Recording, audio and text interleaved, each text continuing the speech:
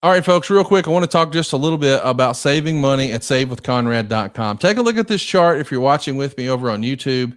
This is the U.S. consumer percent of balance plus 90 days delinquent on credit cards. Here's what we're talking about. America's in more credit card debt than ever before, but we're also more delinquent than ever before. And if that's you, I want you to know there is still help out there. I'm especially talking to you if you have your bank account drafting your mortgage payment. So if your mortgage payment is just set to automatically draft out of your account, you may not realize it, but boy, you're in good shape for a refinance. And I know what you're thinking. You may say to yourself, I don't think I can refinance. I've got lates on my credit because of my credit cards. I'm woefully behind. What mortgage carriers are caring about more and more, I'm talking specifically about Fannie and Freddie, are how you've paid your housing history. Already this year, I've helped families with credit scores in the 530s and 540s get a great Fannie Mae refinance to bail them out of all their high interest rate credit card debt. The average interest rate on credit cards right now is around 22%. You know you can do better than that. There's no getting ahead at that. You've got to find a solution. I really want you to think about what happens and what changes if I do nothing. And I think you'll realize, man, I got a problem. And the best time to tackle that problem is right now. Hurry on over to savewithconrad.com. Get yourself a quick quote. You don't need perfect credit or money out of your pocket. And if we can't save you some cash, we won't waste your time. But I want you to hear this loud and clear. If you're behind on your credit cards, if you're maxed out, if you're over the limit, if you feel like there's no hope, but you've made your house payments on time for the last year. And when I say on time, I don't mean like you were a day or two late. I mean like you were never more than 30 days late. It's not a matter of if I can save you money, but a matter of how much. And to my surprise, some of the folks we've helped do this, even with less than perfect credit scores, they didn't even need an appraisal. What we were able to provide to them was a fast and easy solution to the cash crunch their household was feeling. If you feel like there's more month at the end of the money, let me put that thing down, flip it and reverse it. You need more money at the end of the month, and savewithconrad.com can help. Send me an email personally, Conrad at savewithconrad.com. Give us a call toll free at 888-425-0105, or just go right now to savewithconrad.com. Set up the convenient time for us to get together and chat. And if you've got your mortgage statement with you currently, we will find a way to save you a boatload of cash. I woke up to a great email this morning that was thanking us for helping them not only get a better interest rate on their debt and get a much cheaper monthly payment, but we were also able to help them find cheaper homeowners insurance. Now, to be clear, I'm not in the insurance business, but I can take a look at what you're paying and say, you know what? I've seen enough of these to think you need to get another quote. We're routinely helping some of our listeners save more than $1,000 a month. And how about this for starters? No house payments for 2 months. You won't make a payment in March or in April. You're done until May 1st. And come May 1st, you're going to be saving a boatload of cash. Go right now. Find out how much money you can save for free at savewithconrad.com. NMLS number 2129, equal housing lender, savewithconrad.com.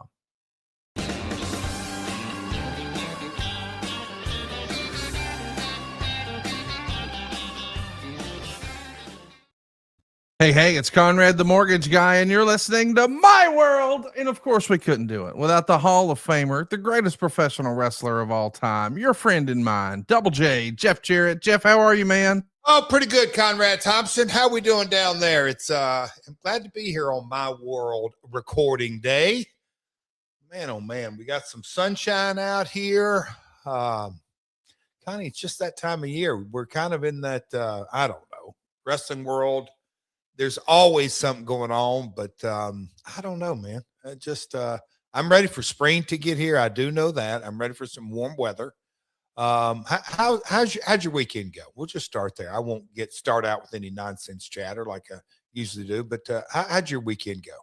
Man, we had a great weekend. Excited to be back. We're recording with you guys on a President's Day, and I know all the banks are closed and a lot of kids are out of school, but Double J and I are here trying to entertain the masses. And as you're listening to this, tomorrow is Fat Tuesday. Now, if you're Conrad Thompson, every Tuesday is Fat Tuesday. Do you guys have any sort of any Fat Tuesday Mardi Gras celebrations at the Jarrett household, or is that not something y'all participate in?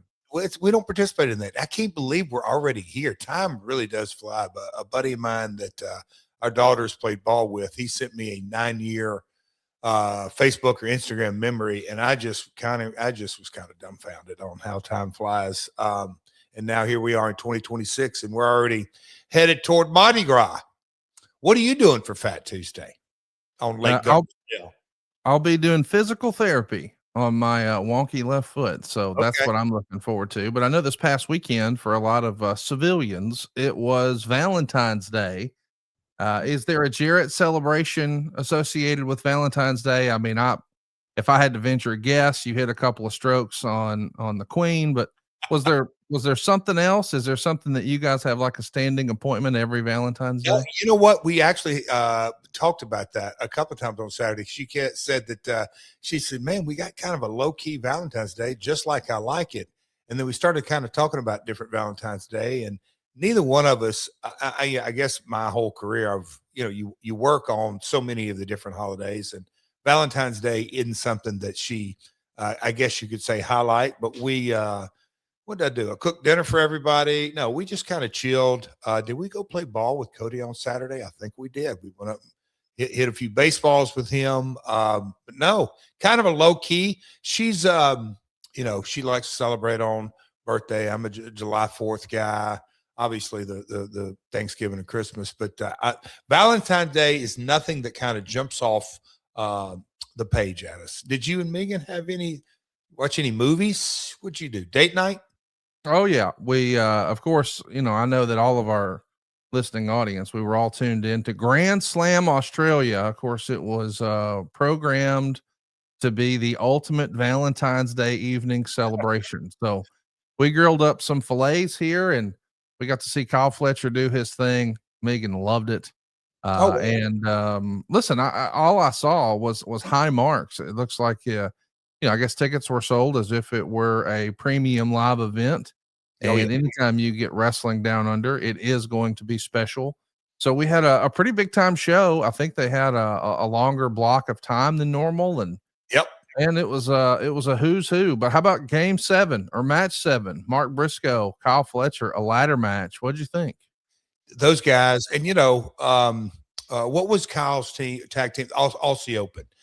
I can remember way back and touching on Australia, me and Karen, we're talking to that because of course Codes was all fired up for it. And I guess you could say from Dynamite last Wednesday on just how things lined up. But I can remember, gosh, that was pre-TNA days, Conrad, flying from Nashville to Perth, Australia. So when you get to Australia, you still got another 5 or 6 flight and get off the plane in the morning, whatever it may be. And I think it was JB and Mark Johnson. Well, anyway, we went and put our toes in the Indian Ocean, and that's about as far away as you can get from Nashville. But that country, reason I bring that up is we were headed back to the hotel. I think we had just checked in or whatever it may be, but there were people at this little market that were rabid wrestling fans, and that always has impressed upon me when I see crowds.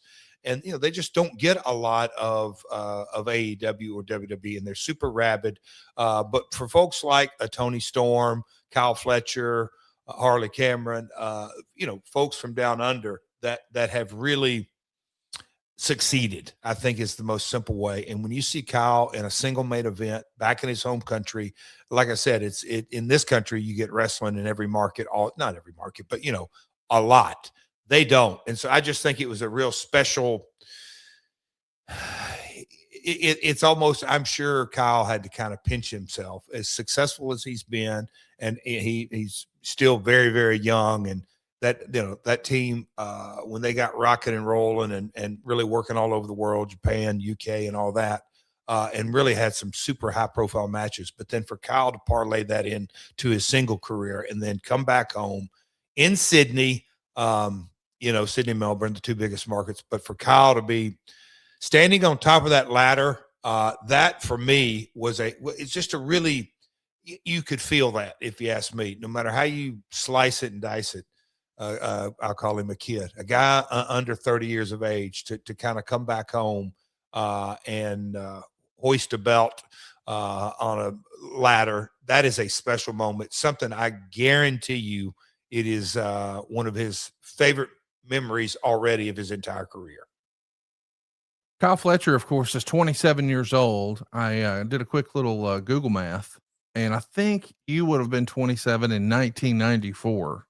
Obviously, the business is a lot different in 2026 than it was back in 1994. You ain't kidding. But can you compare and contrast? Because I think of 94 as, of course, the year where you really sort of broke out in the WWF.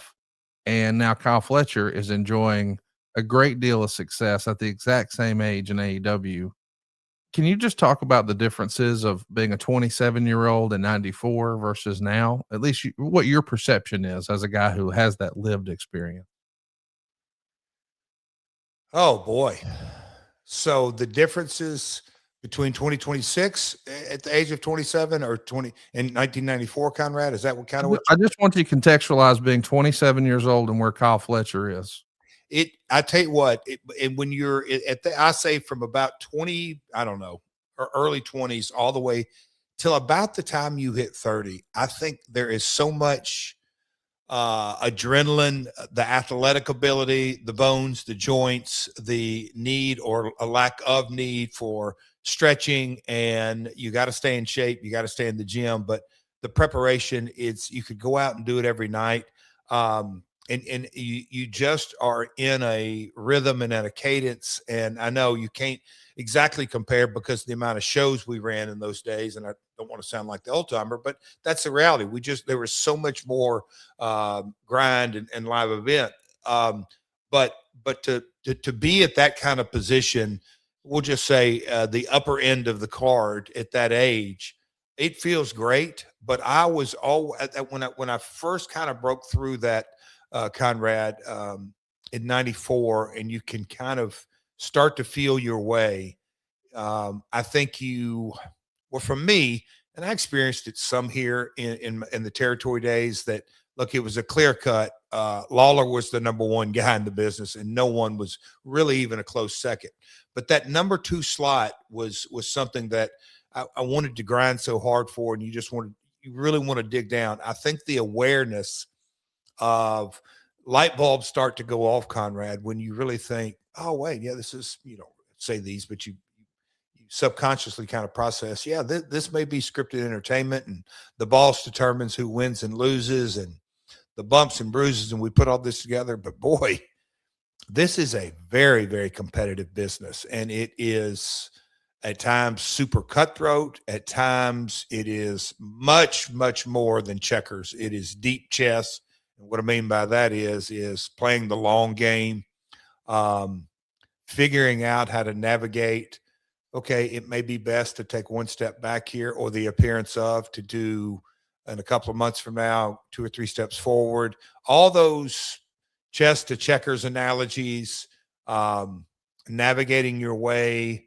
And I don't want to say wins and losses, because that just is the nature of the beast. But the awareness of the competitive side of this business is something that I really, when I look back on my career, it really impressed upon me. And I began to drill down and like, okay, this is really how you succeed in this business long term. And I do want to stress long term. When you were 27, we'll say 1994, how many matches do you think you'd had in your career by that point? You had to guess. If you did 7 times, let's go safely, 7 times 320. All right, that's 2240. Okay, that's 2240, and I won't count working twice a night, but that happened plenty of times. And then, so we got 2 more years. Let's go 10 on, 3 off. Let's go 15 days a month to be safe. 15 times 12 months, 24. 15 times 24, Conrad. 10, 240. What's 15? I was about to say, would you say 360? Yeah. Yeah. So you're saying 360 plus 2240, you think you had around 2,600 matches? I'm going to say roughly. Where did the 320 come from?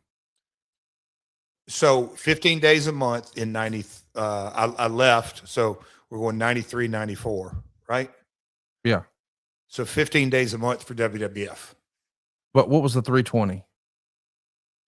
You said 7 times 320. I'm just trying to understand what 7 times 320 is. I don't know. 356 days in each calendar year, and we work twice on Saturdays.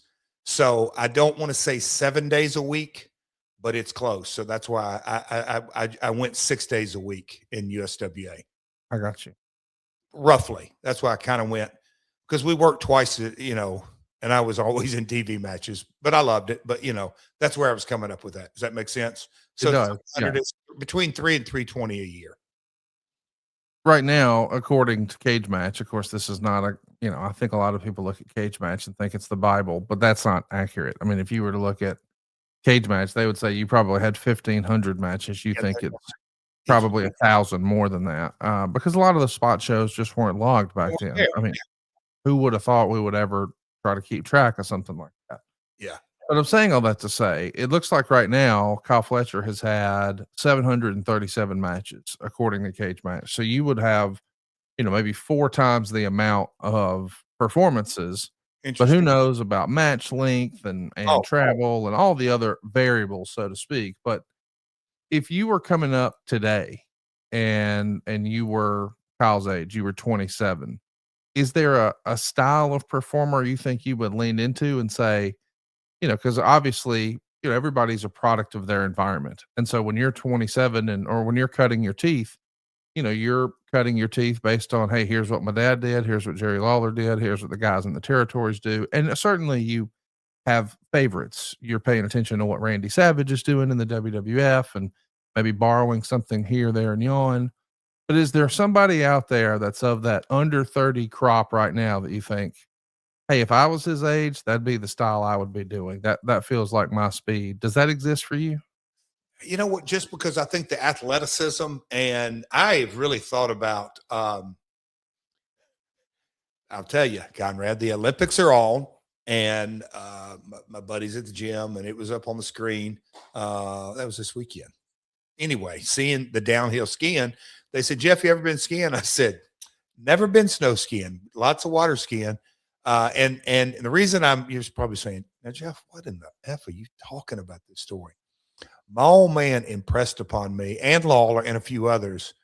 If you get hurt, how the hell are you going to make the towns? And so the style that was done in the 80s and early 90s, I think worked toward, I don't want to say safe, because there was the high bumps and different, but the injury mindset came in, don't get hurt. And so I look at it that way, in that, and then the pay-per-view, then my style or multiple styles changed when you went to that pay-per-view big show 4 times a year, and then the big ones monthly, and you get paid more. So you're incentivized to take your game to a whole nother level in the incentive driven, and you're still working, let's say 15, 16 days a month, but all of a sudden you've got the big show coming up in April, and then you got SummerSlam or whatever, Halloween Havoc. So you build your arcs around that.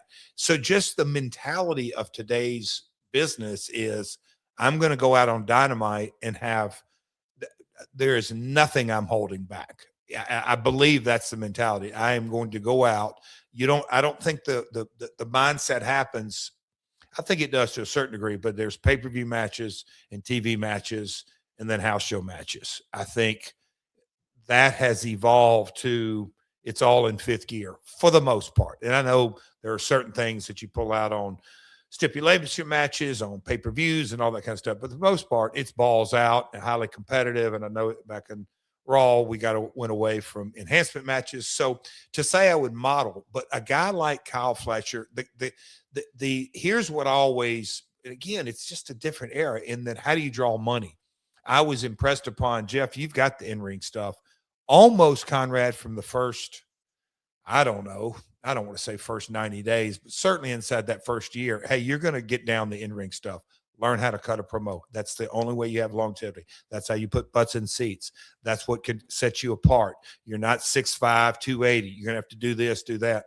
And so, someone in this business in 2026, Connie, it's just such a different mindset. But there are several guys that I look at and go, like Orange Cassidy, the character stuff he has down, he'll be able to do that forever. But a lot of people just don't have the drive and aren't really worried about sorry, my phone's ringing. I have no why it's hooked up. Anyway, do they have the drive to do it for a career, a long career? I don't know. So I think the mindset is so different. I'm kind of rambling here together, but um, you're bringing up Kyle, and the reason that I think he is someone that is at the top of that list is because I believe his character work has grown by leaps and bounds in the last 12 months. And Agree. I think that is from Don Callis. Yep. He's an old timer. And so Don has a little presentation, a little coaching here and there. The one thing I thought where you're going to go with it is, so I've got roughly 4 times as many matches in ring that Kyle, and I think that's, I think that is a component. The thing that now exists that we didn't really have is the ability to go online and YouTube and watch all these different, if I was going to watch Sabbath, I got to watch a little bit here on Saturday Night Main Event or Classic or Superstars or whatever it may be, little bits and pieces, unless you saw them live. Nowadays, people have at their fingertips. So to develop or steal or emulate a little bit of everybody, I think the Rolodex is so much deeper. But Kyle's right up at that. I reference Orange in that, you can't, not everybody can put their hands in the pockets and do that kind of, but his character work sets him apart. When he walks through the curtain every night, everybody in the arena knows we're only going to see this type of entertainment from this guy. I think that is very important. Just to be different than. Yeah. There you go. Yeah. I mean, nobody's going to accuse Orange of being the most athletic guy, although his skill set and his move set and his punt, just all the different things he brings together that it kind of his signature stuff. What he does very well. So you can't diminish his in-ring skills, but his character work sets him so far apart of everybody else. I got to tell you, I absolutely love Mark's match with Mark Briscoe. Of course, I'm sorry, Kyle Fletcher and Mark Briscoe. I think Mark Briscoe is my favorite television wrestler these days. I've said it many times here on the show, but I think he can do it all, from the serious to the silly. And the idea that they sort of backed into a best of 7 and had quite a ladder match, and it was, a bit of a homecoming for Kyle Fletcher. I just think it was a fantastic match and a really, really cool moment. Kyle Fletcher, just 27-2, clearly one of the biggest and brightest in AEW. The rest of the card saw MJF pick up a win over Brody King, not without some controversy and online discussion. We saw something a little Memphis-like. Orange Cassidy teaming with Timeless Tony Storm to pick up a win over Wheeler Yuta and Marina Shafir. Of course, Yuta got pinned, so he is the one who gets his head shaved. That feels kind of old school. You've lost a hair match before. You had to enjoy this old school stipulation here. And you know what is, and look, in this day and age when you see folks with all different kinds of hairstyles and bald headed and 15 different colors in the hair and different shapes and styles. And that's all. It's just kind of, you didn't see that in the 80s and 90s, even really 2000 too much. Now it's so prevalent. But the fact of the matter is the execution of getting suspended in disbelief and the false finishes. And oh my gosh, nobody in a million years thought Toni Storm was going to lose her hair in her home country. But you have that slither of doubt if you tell the right story. Holy crap. I can now see Tony coming out with a wig every week. Is that the route they're going? Got to watch this. Wait, Orange is going to look silly as hell. And Wheeler, and I went, if you would have called, said, Jeff, you got to go to Vegas and bet on this match. I said, Marina's losing her hair. So because Wheeler was almost most obvious, maybe not, but still, when that went down, you're seeing a guy with a big beard and going to be bald. He's going to, his character, the look of him is about to radically change. So I thought it's very entertaining. Of course, I love like real stakes were involved. And Excalibur, you can pull the people in with commentary so much easier, so much more dramatic with those kind of stakes. Let's talk about another match that was on the card. The Babes of Wrath, and they go over Mega Bad. Of course, it's a homecoming for Harley Cameron. Easily one of my favorite female tag teams, both of them. I love both sides of these teams. But we also saw a new debut as well, who's going to be joining up with Mega Bad. I wanted to take just a minute and ask you about Hangman Adam Page and Andrade El Idolo. It feels like since Andrade came back to AEW, he's been on a tear. Super impressive wins. Every time, we tune in, we're seeing him in another banger, as the kids say these days. But Hangman Adam Page gets the nod. I kind of felt like with all the momentum, maybe it was Andrade's time, but it wasn't to be. They had plenty of time though. It felt like a PLE, 16 and a half minutes. I know Hanger's one of your personal favorites. What'd you think of Hangman and Andrade? They can flat out go. I mean, Andrade, I'll say in this system, Conrad, when pick any sport, but obviously I love basketball. We'll go football. Some players work in systems and some don't. I remember my old man having a conversation about Bill Dundee, that Bill, in certain territories might not have worked because of his promo skills. And I think the natural animosity between him and Lawler, him and George Barnes came over here and they were the tag team. He fit in this territory. And obviously that's why, he could have ended up in Florida or Charlotte or any of the territories. But, a guy from Scotland via Australia come to the States, he fit in this system. I guess I'm bringing that analogy up to say that Andrade, I think it's no secret. He was here before and momentum up, momentum down, kind of all that. He went away for a couple of years. And then when he came back, I'm like you. It's like he really hit a groove. I don't know if you just said that, but I'll say it. I thought he was going to win. I just kind of thought that was the route they were going. But yes, Hanger's one of my personal favorites. So I just think Hangman gets better and better. I really, really do. I think he is dialed in to who Adam Hangman Page is, and it is an extension of his personality, and the people can feel it. They feel him, and we got his hand raised. You kind of dialed in the next step for Hangman. Let's talk a little bit about John Moxley and Takeshita. They opened the show and went to a 20-minute time limit. This is pretty rare. You don't see a lot of time limits in wrestling anymore. It feels kind of old school. What'd you think about 20-minute time limit on TV? That's kind of fun. It is. And, Takeshita, and I think I just always go back to Sting's last match in Greensboro. Takeshita and Ospreay. Yeah. Takeshita, when you're up next to him, he's much bigger. I don't know if people realize it or not, but he's a big old dude. His athleticism, Conrad, it always kind of jumps off the page. And, for me, since they had the 20-minute time limit, nobody called that.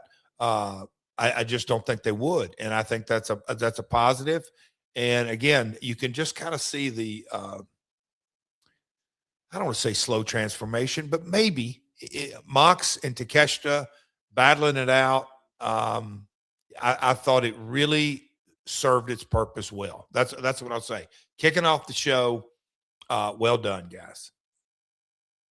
Well done indeed. Grand Slam in the books. The next day was House Rules, and of course now we're back on the road to Dynamite. We are just weeks away, I guess a little less than 4 weeks away from Revolution.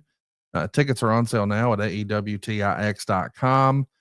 But something that Jeff, you've been enjoying a little bit, are Ultra. These are 0 nicotine pouches, and I've seen you and the Queen both enjoying these on social media. And I want to just go ahead and give a quick plug here. This is 0 nicotine.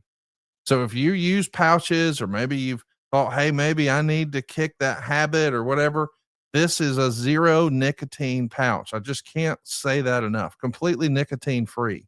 It's also caffeine free. but it's packed with nootropics that are designed for mental clarity and enhanced focus. It gives you the same kick as a nicotine pouch, but without the side effects. No buzz, no addiction, no crash, no jitters, no gum rot. Most pouches actually elevate your cortisol or raise your blood pressure and keep your body in a constant stress state. Not ultra pouches. They let you keep your pouches, but give you a cleaner kick. You're going to love the flavor, the burn, the kick, the habit without feeling wired at night. Nicotine pouches and caffeine can spike your resting heart rate at night, which is going to kill your body and brain's ability to recover. Ultra pouches have a shorter half-life than caffeine, so they will not disrupt your sleep. Nicotine disrupts hormone balance, potentially leading to lower testosterone. Yeah, you heard me. Nicotine can literally shrink your balls. And if pre-workouts make you feel overstimulated, can I recommend Ultra? I think it's perfect. It's going to give you that calm, steady flow state. 90% of users are going to see significant improvements in their overall focus levels. You're going to get that enhanced memory, that smooth energy, the mood balance. By the way, this is all done with zero nicotine and with natural nootropics. Double J's using it. Also used by other top athletes, entrepreneurs, and engineers around the world. Ultra is the ultimate guilt-free pouch, delivering instant focus and mental clarity without nicotine or caffeine. New customers can use our code MyWorld to get 15% off at takeultra.com. That's takeultra.com for 15% off with the code MyWorld. After you purchase, they're going to ask you where you heard about them. Please support our show and tell them we sent you. Connie, So, Jeff, yes, sir. Look what I look there. Oh, literally, when the show got started, I texted her. I said, "Hey, bring me the Ultra pouches before we get going." I have found that, Conrad. I think we all get kind of cluttered and busy in our day. The Queen she loves this product. In case you didn't know, if you follow her on TikTok, she freaking loves it. But she's like, try it. So, as you know, Conrad, probably on the text thread, I dug into it. We know what I found. A lot going on in your brain. If you have something, a phone call or write an email, or you've just got to be dialed in, that I've clarity. So good stuff, pal. All right, we'll keep rolling. Check it out. You're going to dig it. Hey, let's talk about The Rock. Dave Meltzer was quoted about The Rock recently and what his relationship may or may not be with WWE. Now, there's been a lot of people who are throwing the flag on Vince Russo and Jonathan Coachman who have been critical of The Rock and say that he has some sort of personal vendetta with Triple H or WWE, or maybe it's a love-hate relationship. They're always insinuating that there's more at play than what we know. And a lot of people have sort of clowned on him. And I thought, well, how do you know? And then Dave Meltzer came out and said something like, Dwayne has been a great help to the company over the course of the last 20 to 30 years, but he kind of left him high and dry.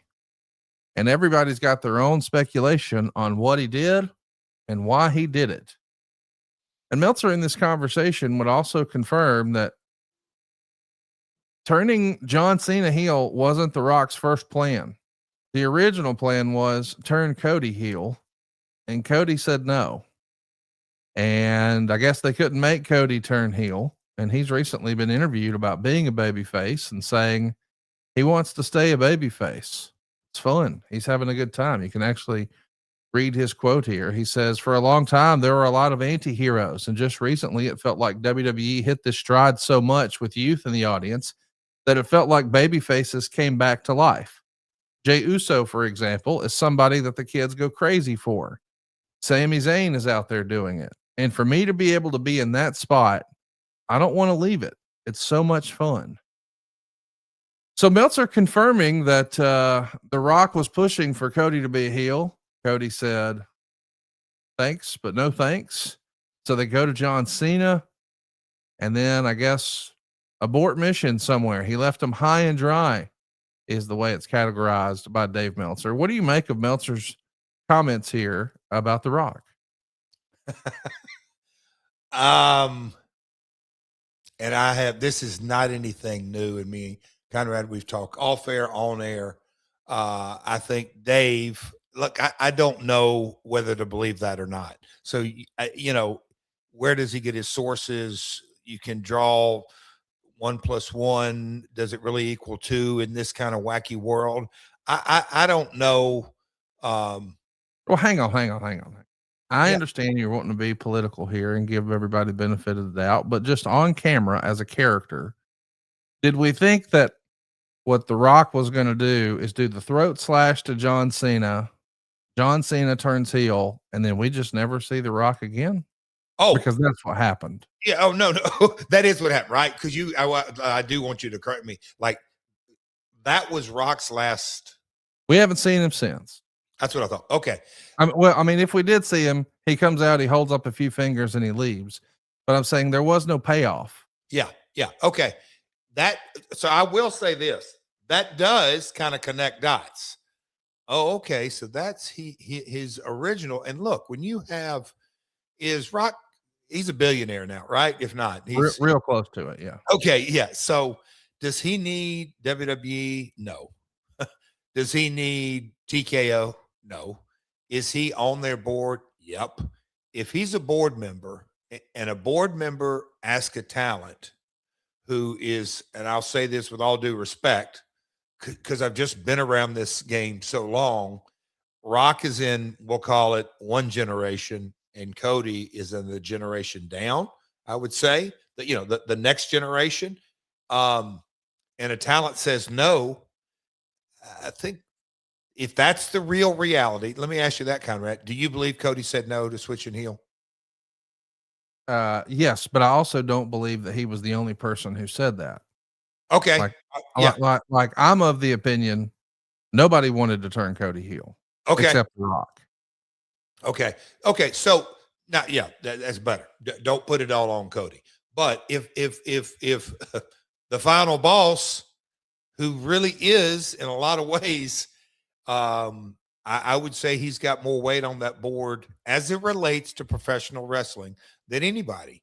And if they say no, then I think consequences come with that. And I'm not saying they're good consequences or bad consequences, but Rock's like, okay, y'all don't want to take it. I'm gonna move on because I'll go do my movies and I just peace out. That does make sense to me because it all felt so, as you have said, boy, you laid it out like, and you sold, didn't have to sell it, but you laid it out to me and it really explained, hey, Jeff, this Cena turn was spur of the moment and a complete disaster. And this turn and this, like, Jeff, what are you talking about? Because I gave him so much of the benefit of the doubt month after month or week after week. So what do I think of Dave Meltzer's comments? He may have connected quite a few dots here and explained some things. And my question I'm going to ask that we can keep talking about this is, does that have to do with Ava leaving? Is that a part of? Did she leave in the middle of a contract or did her contract expire? What's the story there? Allegedly, as the story goes, she was offered a new contract. And I think, like a lot of people who get their first wrestling contract, she expected and hoped, especially considering all the financial success that WWE has enjoyed, that she would get a bump. Allegedly, she was expecting a substantial raise, was not offered that, and decided to move on. I don't know that she necessarily had wrestling in the blood and absolutely loved it. It does feel like her plans have changed a little bit, and I'm not exactly sure what to make of her not being a part of the company, but I think a lot of people sort of raise their eyebrow like, hey, if he really is the supposed final boss, feels like she would have gotten the contract offer that she was hoping for. If that report is even accurate, who knows if it's not, or if it's speculation or whatever, but I know that she was pretty comfortable immediately saying, hey, now that I can say it, and went on social media and had some political statements that she felt like would separate herself from WWE a little bit. I don't know. I just think it's interesting. First of all, that it's a topic again, that Dave Meltzer is commenting on this, saying that he kind of left them high and dry. Like that's an interesting phrasing, I think, from Dave Meltzer. And if nothing else, I think it makes all of us sort of go, what do you think? How do you think this plays out, Jeff? Well, the thing that always, and look, every individual is completely different. Again, I can't say it's not my wisdom. My experience tells me that Rock, you always just through the lens of the Rock, he went from, Flex Cavana in Memphis to Rocky Maeva, debuting in the Garden, to Nation of Domination, and then one click after another click after another click, and the nature of all that was all under Vince McMahon's watch.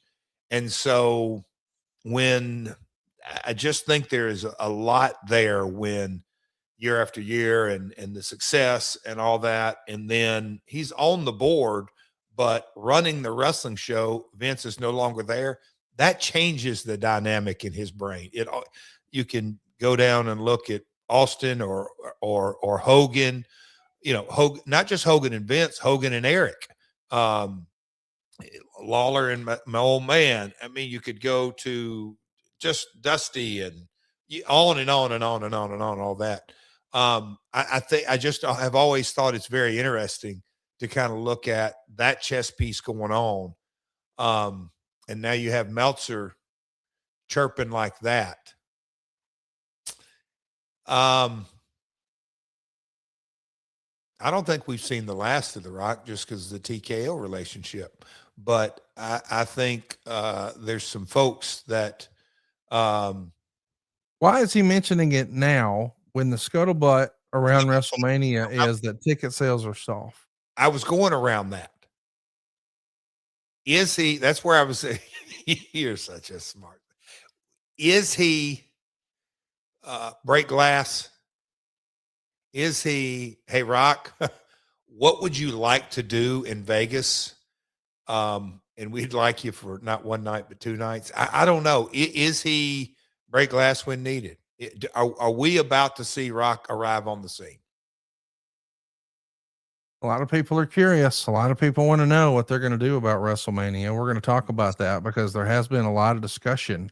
I want to hear your thoughts on that. I almost sent you 1 or 2 different posts. I want to hear your thoughts on. Go ahead. I cut you off.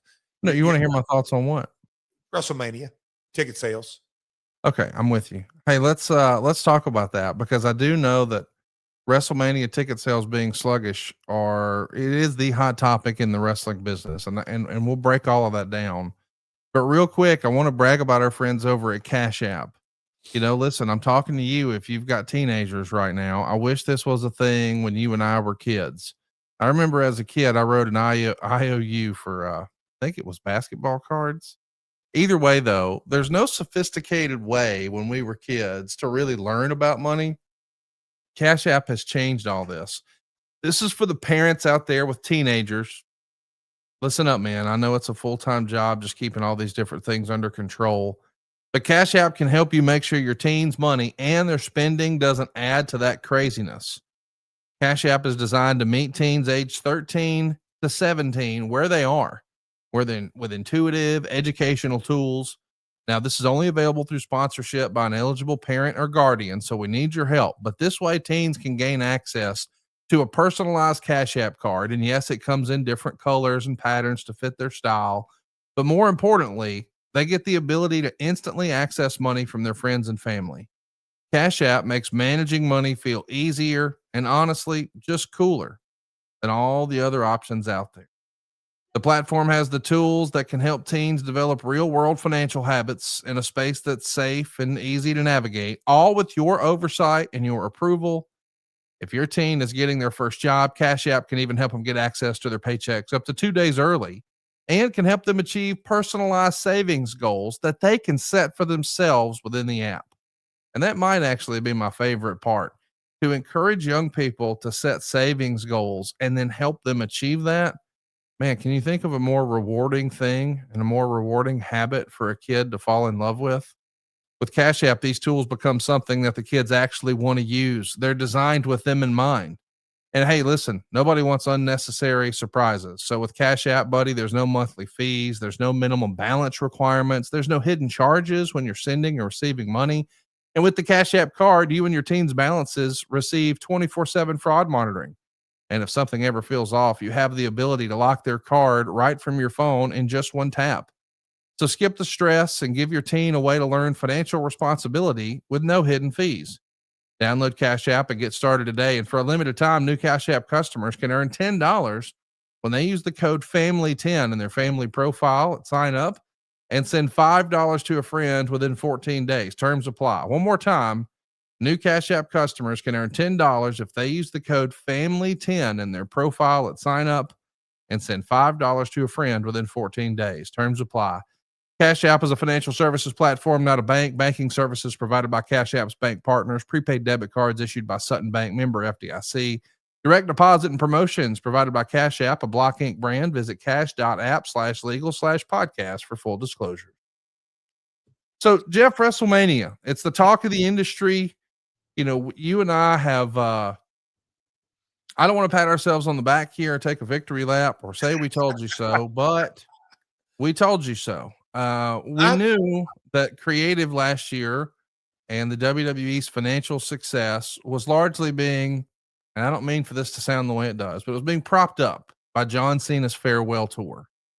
And it did phenomenally well. John Cena sold tickets. John Cena sold merch. I mean, just back up the Brinks truck. John Cena, man, it worked. It worked in 05 and it worked in 2025. But now he's gone. And you and I said on this program months ago that, hey, they're going to get around post WrestleMania and say, what the hell happened? And here's the way things have shaken out. The failed heel turn wasn't exactly what fans were looking for. The last match wasn't exactly what fans were looking for. It wasn't in his hometown. He didn't leave victorious. He smiled and tapped out. People had their opinions about that. Well, that was in December. We follow it up in January with our first international Royal Rumble, where it's open air, so the sound just disappears. And the way it was lit, it looks like there's no one there. Crowd's not going bananas. There's really no surprises. It's rather predictable. And fans are belly aching about that was not a good Royal Rumble. Here we are now, just a few days away from Elimination Chamber. I guess it's next weekend. And then we're on a crash course for WrestleMania, but it's back in the same city it was in last year. Now, we talked about this before, but I guess ticket sales are down just a little bit. You know, there was a report last week where Meltzer said they may be down as much as 18%. There was also a report last week that says that WWE has issued a blackout. So none of the bars or restaurants or event centers that had WrestleMania viewing parties last year are going to be eligible to do so. Now, I have to say, most business owners would say, well, yeah, that's not fair. They shouldn't be able to do that unless Las Vegas gave them a giant check to bring the show there, which they did. So I'm sure a lot of those people who own businesses in Las Vegas who think, wait a minute, aren't we paying for this to be here as a part of our tourism budget? Aren't they supposed to be encouraging tourism here? And now it's not happening because we're blacked out. So some businesses are throwing the flag on that. But as if that wasn't enough, it's come out that Allegiant announced WrestleMania 42 tickets would be 25% off. So right now they're running a sale and reducing the price of the tickets by 25%. I think the lowest price ticket, last I checked, was $800 and some odd dollars. That's for like a nosebleed type seat. But that's where we are. What do you make of all this, Jeff? Wait. Okay. You, Conrad, you're such a good storyteller. You brought me along. And then all of a sudden you pulled your chair up next to the, bellied up to the bar and we got here because I was in my mind 25% off. Yep. 8 weeks out. Yep. Well, Connie, if I'm Christine Jarrett and I'm 8 weeks out and I say, you know what? I'm not, look, that I did not know that, Conrad. See, I have not followed it closely as I should have, but maybe I don't need to follow it. But Conrad, okay. So Netflix guaranteed money. Now listen, let's just be clear about this. I want to make sure that everybody understands what we're talking about here. They got over 36,000 tickets out for each day. Yeah, they got 70,000 sold. And we're over here talking about, oh, what are they going to do? Now, don't get me, I mean, I think there's been one match announced and we're 2 months out. Yes. I don't know how we can call this anything other than a huge success. But when you're discounting tickets 2 months out, it does make me wonder, hey, are they panicking a little bit? Because when people said they were panicking last week, I thought, that feels like clickbait. They got 72,000 tickets out. I just don't buy it. But go ahead. Okay. I don't use the word panic. Yeah. At all, because that's where I was trying to lead with. Netflix money guaranteed. SmackDown on USA money guaranteed. Saudi money guaranteed. Their Fanatics deal, they print money. You just like all this kind of stuff. So I just don't think panic's the right word.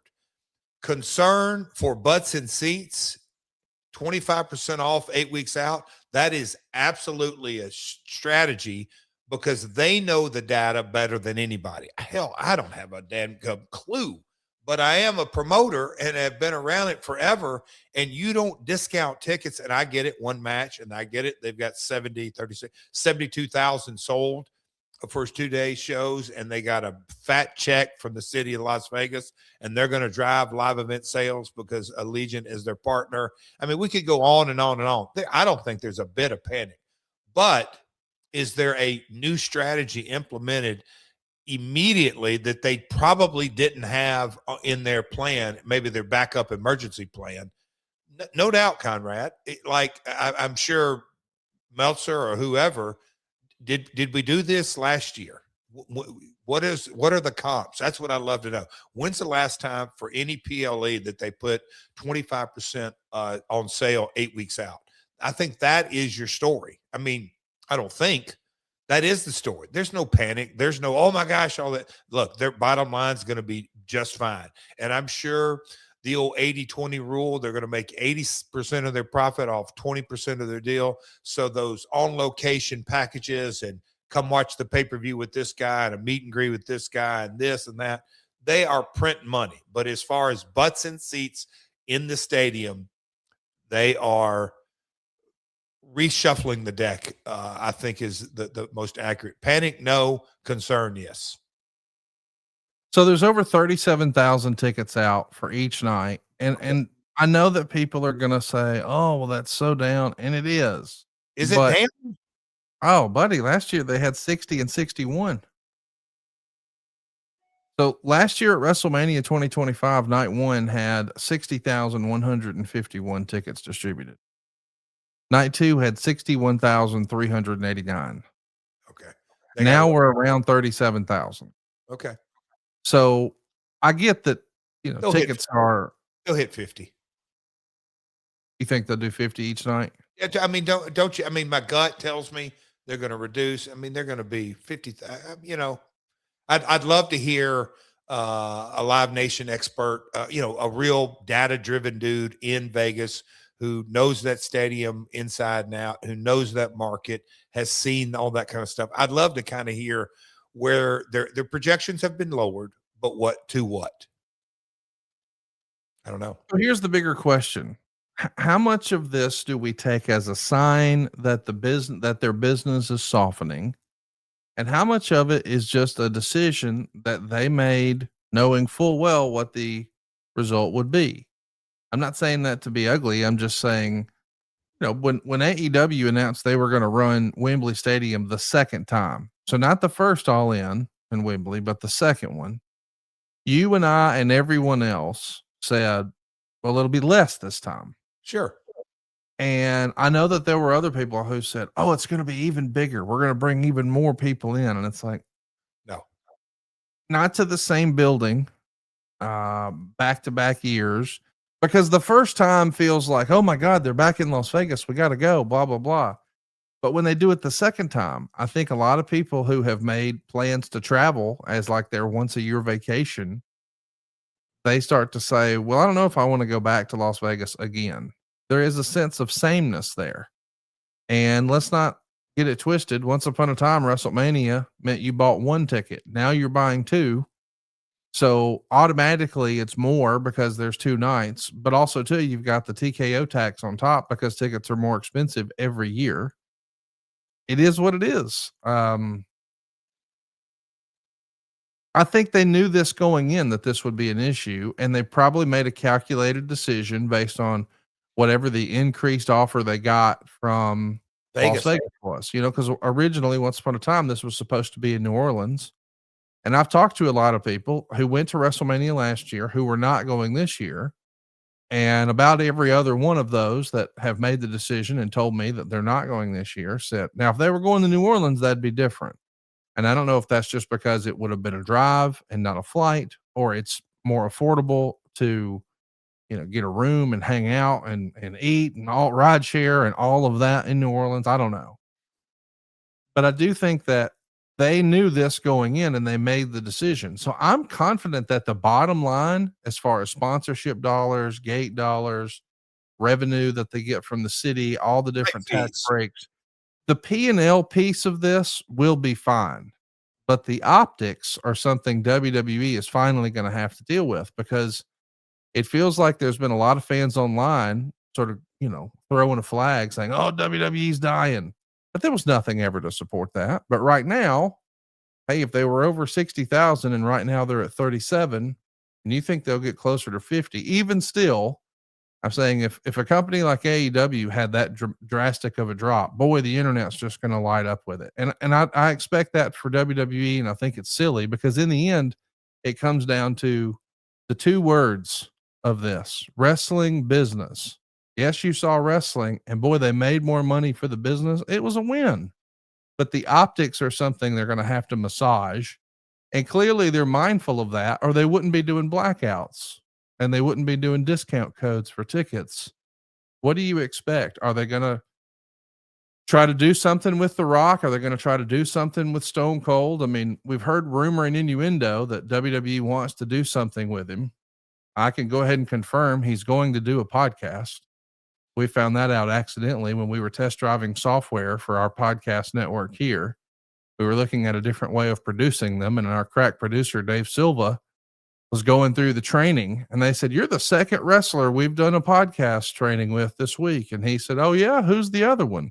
Some guy named Steve Austin, which made Dave Silva say, what? So hopefully, we all get to hear Stone Cold and see him doing his thing again. I assume that'll be on Netflix, but I don't have any inside information. Do you think we're going to see Stone Cold romping, stomping, and the glass break in Las Vegas? Oh boy, oh boy, oh boy. Kind of, as you're laying it all out, I just following the app. I'm like, what did I just hear? Last year they did what you said, 1661, and I'm trying to think back of what was all the focus and the chatter on. Can you tell me the top 3 names coming out of last year's Mania? Was it Rock? And I don't want to say Rock wasn't on WrestleMania. Oh, he's already gone. So what were the 3? What were the 3 highlights? John Cena, Travis Scott, Cody Rhodes. Yeah, kind of that. Okay. I guess what I'm saying is I think what we've said on here, I've said on here many, many times, when it's succeeding, the talent gets all the credit. When it's not succeeding, creative's going to all the errors. With the Unreal series and the perception that they've lost 10 to 15,000 per show, and there is no Cena, which I think is massive. There is no Rock up to date. There is no fill in the blank. My gut would say that creative process right now is doing anything and everything to get an Austin, to get a Rock, and they may already have them lined up because the arrows are coming. You just kind of laid it out right there, Conrad.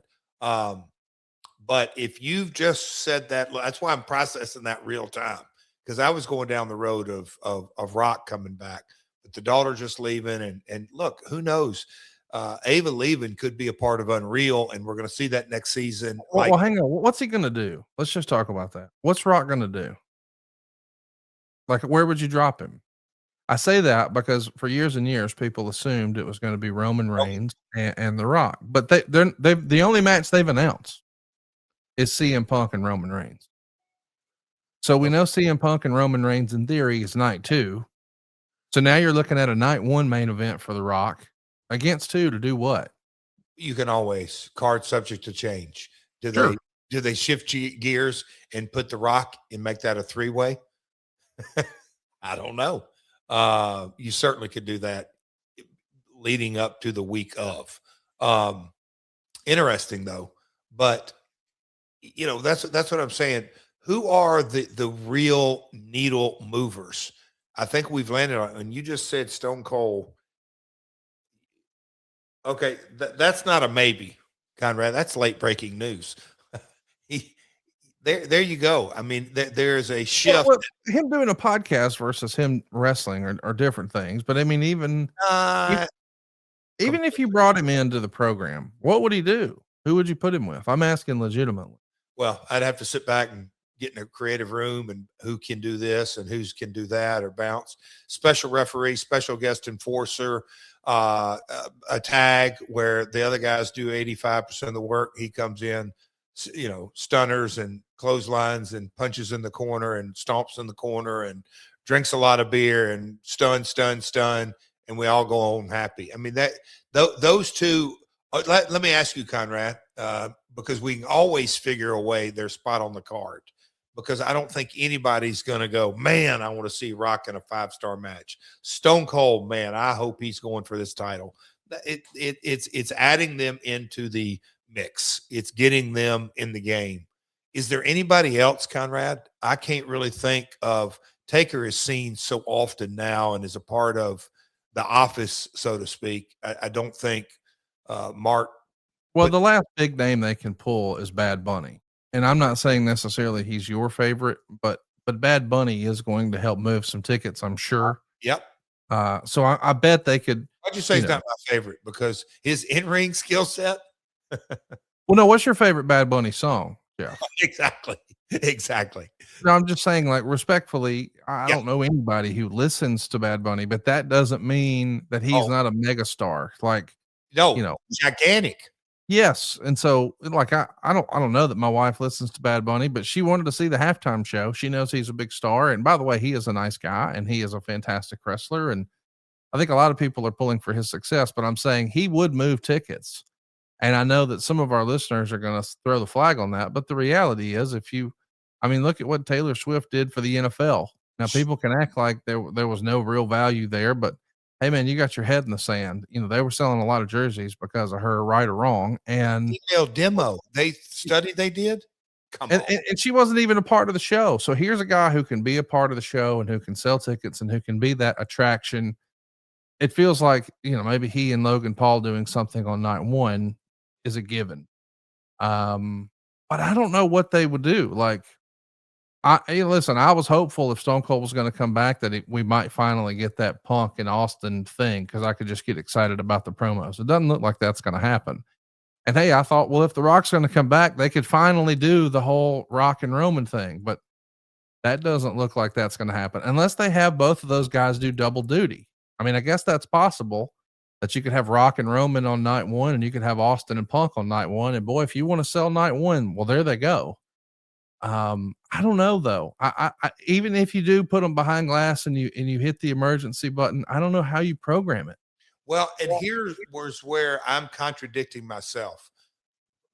Put them behind glass, break glass when needed. That when you do that, Conrad, that connotates a panic. Oh no, we need to do something. I don't really think Ari, Nick Khan, the financial decision makers, I don't think they're looking at it. They've admitted they don't give two shits about, a lot of things that is said or not said. So I don't even think there's any of that sense of we need to break glass. Does that make sense, Conrad? I just don't think they're going down that road right now. Well, a road that I recommend you all go down is trying Blue Chew Gold. Blue Chew Gold is the newest innovation from the #1 chewable ED brand. This ain't your grandpa's little blue pill either. This is the 4-in-1 beast that's setting the gold standard for performance. We're talking 2 ingredients for blood flow to keep that rocket pumping, mixed with epimorphine and oxytocin to turn up the arousal and connection in your brain and body. Blue Chew Gold dissolves under your tongue and it works in as little as 15 minutes. And that means you can get it on quicker and stay in the game longer. Elevation without hesitation. Ladies, if you're listening, send your man a link and make him a trophy husband with Blue Chew Gold. Make your life easier by getting harder and discover your options at bluechew.com. We've got a special deal for our listeners. Get 10% off your first month of Blue Chew Gold with my promo code MyWorld. That's promo code MyWorld. Visit bluechew.com for more details and important safety information. And we thank Blue Chew for sponsoring today's podcast. So, Jeff, let's talk a little bit about Johnny Ace. I can't believe this is a topic. You and I have not talked about this, but last week, John Laurinaitis posted a video to social, and there was a poster circulating. I guess he's coming to Chillicothe, Ohio in mid-March. This will be his first public appearance that's advertised and promoted like this for meet and greets and autographs and all of that since his Vince McMahon controversy in January of 2024. So I guess it's called Big Time Wrestling's March Mayhem, I think. But I saw it advertised for Chillicothe, Ohio, which I think maybe Dylan Hines. Yeah. I'm not sure. Anyway, chat me up. This is the first time we've seen, I know you and I saw him at Hulk Hogan's funeral, but you know what I mean? Like an advertised appearance. What do you think about Johnny Ace getting back out there? Yeah, no, here's the deal. This may or may, I don't know because I guess I'm not completely dialed into it, but the most simple thing is my gut tells me with all the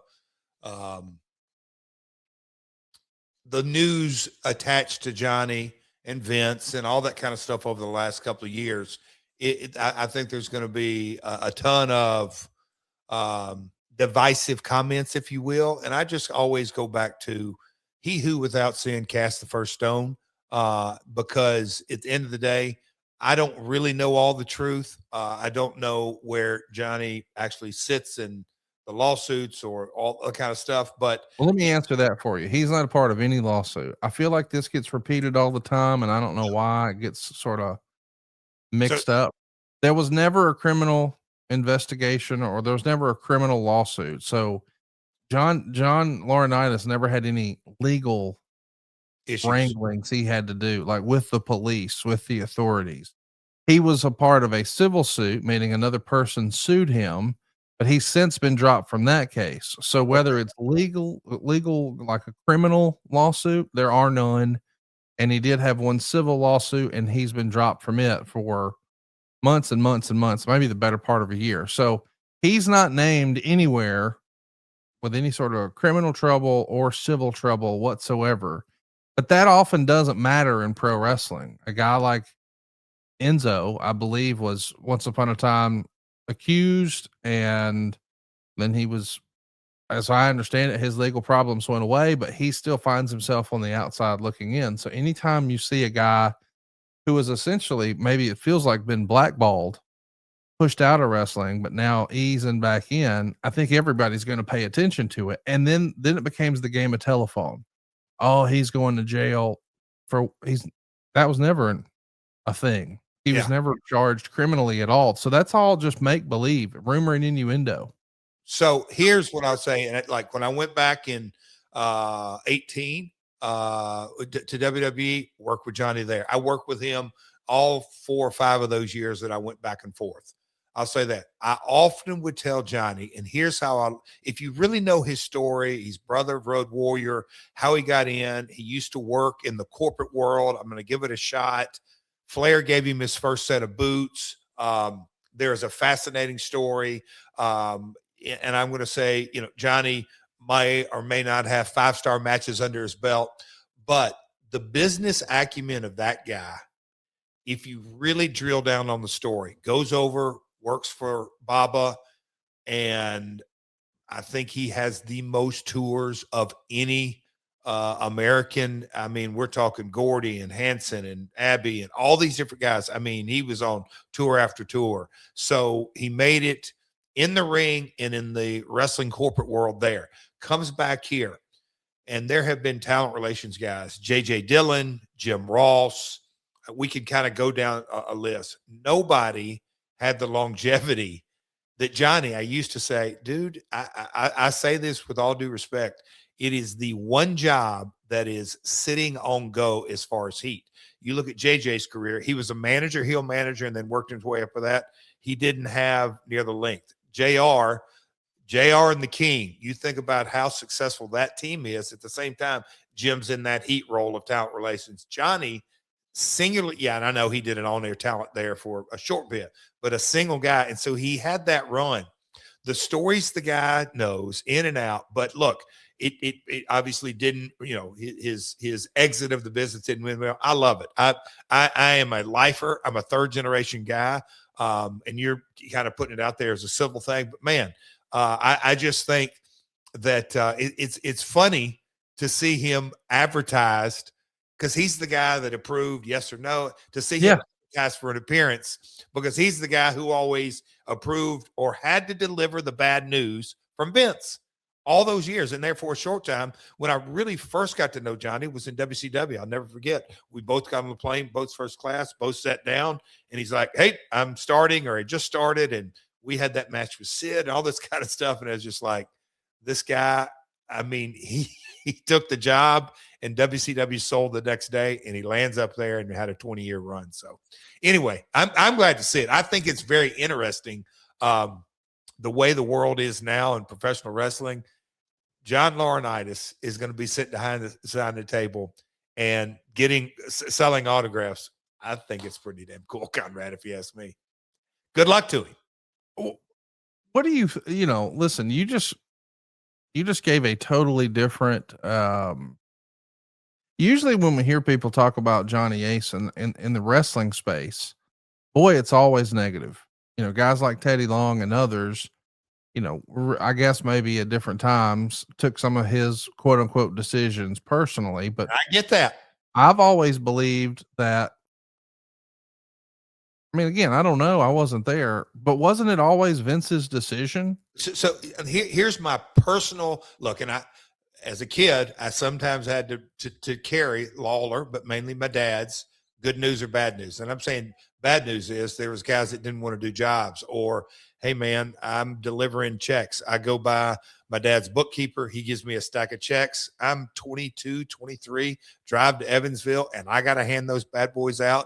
Conrad, you get an incredible education when you're giving a guy, and goes back to the Stone Cold heat. I tried to anyway, but delivering bad news, there's an art to it. I was not very good at it, especially in my early days. But then you go along. Look, Jim Ross was running an organization. He came to me. My wife had breast cancer.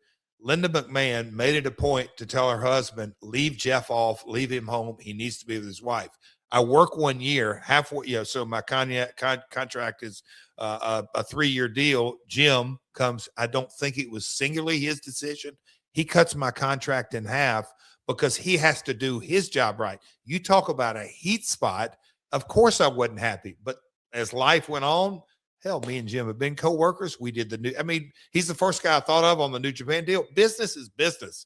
Nothing is ever personal. But when you take a step back and from Jeff's brain, Last Outlaw, 40 years, everything that goes with that, and you take a step back and you really drill down and look at the roles, plural, that Johnny's had. And I say this might be received the wrong way. It is an incredible career. And I'll say this, to stay in that spot for Vince McMahon, you have to do more things right than wrong. There is no doubt about it. Do you think Johnny Ace? Conrad, are you saying, Jeff, shut up? No. I mean, listen, if I'm honest with you, the only thing we've ever heard about Johnny Ace is negative. What? And or just no, not from you. I just mean in general. Like if you're a guy who watches shoot interviews. Oh yeah. Or you hear a lot of guys, and I know sometimes it gets framed as being sour grapes, but I know that because I even asked somebody once, I said, hey, why does Johnny Ace get it with both barrels and it feels like JR didn't? And it's because JR was the soundtrack of so many wrestling moments. And I think there is an innate love for Jim Ross just because you grew up with him You ain't calling kidding. your favorite matches or calling your matches, but he becomes the voice of your fandom on some level. And Johnny Ace didn't have that. And neither did guys like Mark Carrano. They just didn't. Now that's not to say that they didn't contribute. I'm sure they did, but bad news travels fastest. And so, anytime you would hear anything negative about Johnny Ace, it feels like that stuff goes viral, but the compliments feel like they're few and far between. But it sounds like you had a pretty good understanding and pretty good working relationship with Johnny. Fair to say?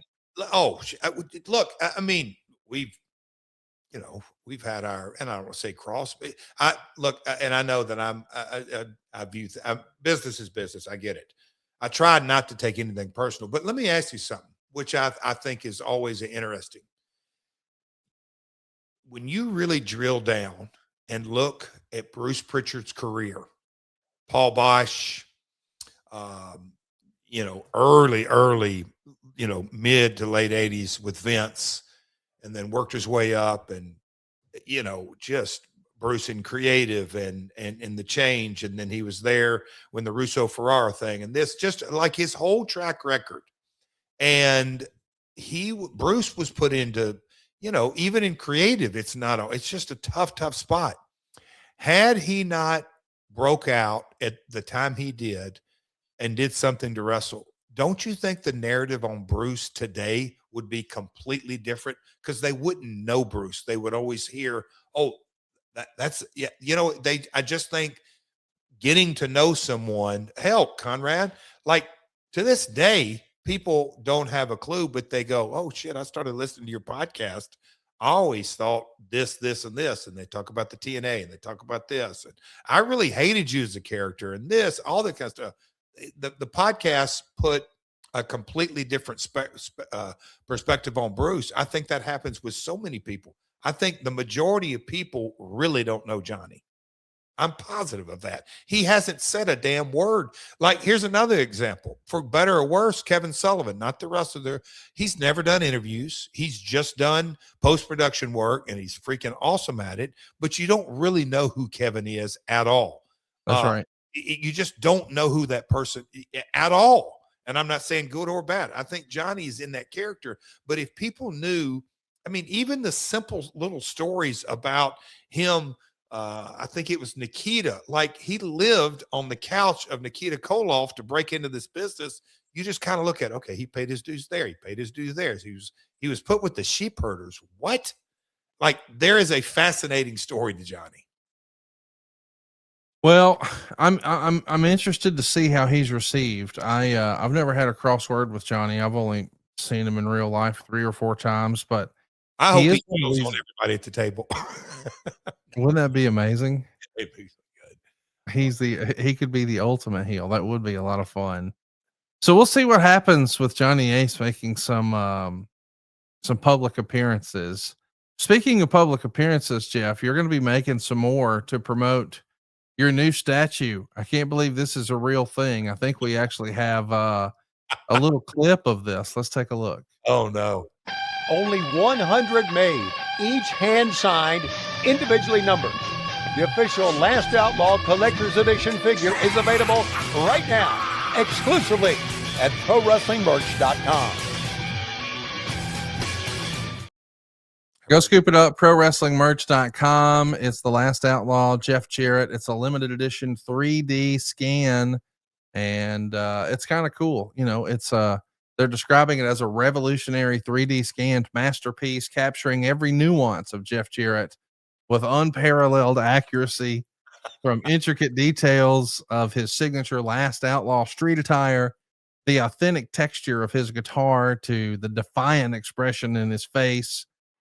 This figure is true to life representation of one of professional wrestling's most charismatic and controversial figures. Take a look at that. Let's go full screen on Double J here. There's the prototype, Connie. There she blows. I know it's your favorite. I know it's your favorite. Go check it out right now. You can get one of these. By the way, they're only limited to 100. About 15 of these were already claimed by friends and families, myself included. But the rest, I guess 85 or so, are available. I think ProWrestlingMerch.com. Let them know that you heard about us on the podcast. I'm going to convince Double J to give you a call, and thank you for that. I'm pretty excited about this. ProWrestlingMerch.com. Only 100 of them, hand signed by Jeff Jarrett and numbered 1 through 100. Jeff, are you going to keep number 1 or are you going to keep number 100? I'm keeping 1. There you go. That's funny you ask. I already got it pulled aside. I think we're around the 50 mark, Conrad. So can I claim 100? Can I ask for number 100? For real? Yeah, I think if you got the first one, I want the last of the last outlaw. Okay. All right. Yeah. Deal. I think that'd be cool. We got bookends here. I'll let them know that. Yes. Okay. Yeah. I'm excited about it. And I mean, I don't know if Silva can have any fun with our 2-shot here. I have a strong feeling. I was ready for it this week. Here we go. Howdy, folks. Oh, Connie, I see you got your little sing-songy in your studio there. There's some sun, shoes, baseball, a lot of chatter, acclaimed. Look at me. Revolution pre-show, got me a little workout in, had some Factor, had some of those zero nicotine pouches. Yep. I don't mean to sound cliche-ious, but well, the story behind the story. I mean, if you just drill in a little deeper, you have literally just butchered this, folks. There's the ready. I love that. I love that. Wait a minute, guys. See if you can get your face closer to the screen. If we can make your lips work, I can't believe this may actually be a thing. If we could make your lips work inside of the mouth here, this oh my god. How we doing, guys? Conrad, wait, I gotta get my nose up there. If you can you get the microphone in front of you still at that point? Oh Lord, Conrad, you are really being a pain in the buddy. If we can do this is the way I want to do the podcast from now on. All right. So what we're saying here is this is the greatest thing that's ever happened. We're having fun on My World today, folks.